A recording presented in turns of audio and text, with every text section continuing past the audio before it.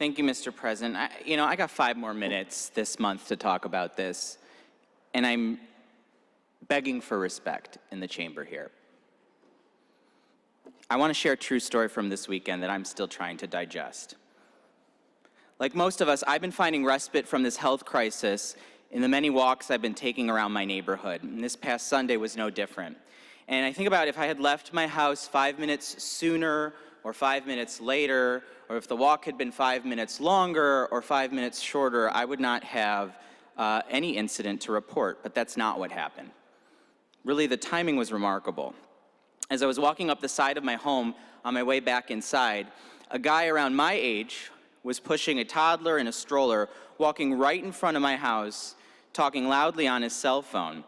And right as I passed him to go up to my porch, he blasted the person he was talking to, saying, "I don't want your kids to be faggots." And he repeated it again about those faggot kids. Got your attention. There's a lot to unpack there. Am I a victim? No, not really. But am I aggrieved, demoralized, dehumanized? Yes. On my front lawn, at my home, in my neighborhood, in my city, which itself just declared LGBT Pride Month in the city for the first time.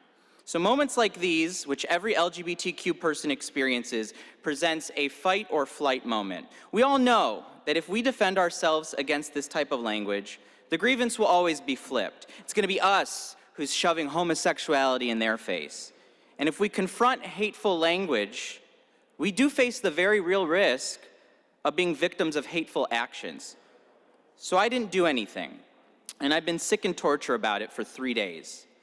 I think about the kids.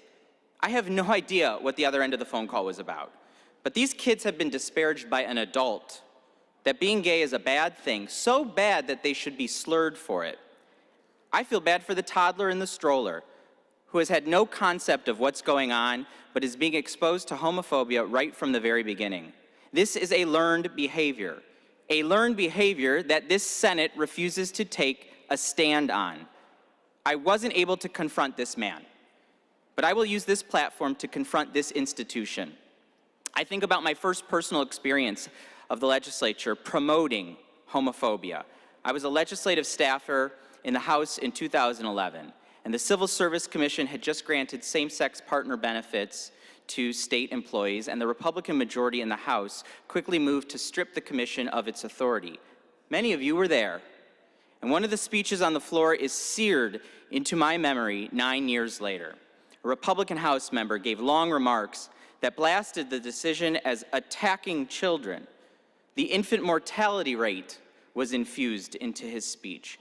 And I was 24 years old, and that House member, along with the vote of the House, sent a message that people like me were harming kids. Never mind the fact that homophobic neighbors that exist both now and then are harming kids.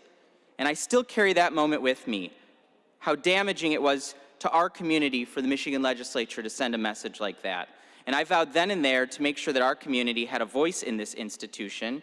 And interestingly enough, here I am now, serving with that Republican House member in this body today.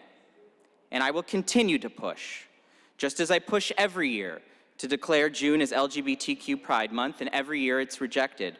Rejecting these resolutions is not just the absence of recognition, it is an intentional act of injustice. We have one more session day this month to declare June 2020 as LGBTQ Pride Month. There's no way to retroactively do it after tomorrow. It's done, it's gone. And I've spent this month talking about my community's history of struggle, our value to the state of Michigan, and our progress as we gain acceptance.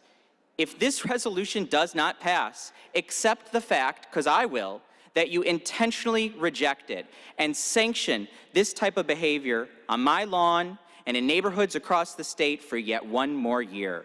Don't be silent. Pass Senate Resolution 123. Thank you. And I ask for these remarks to be published in the Journal. Thanks.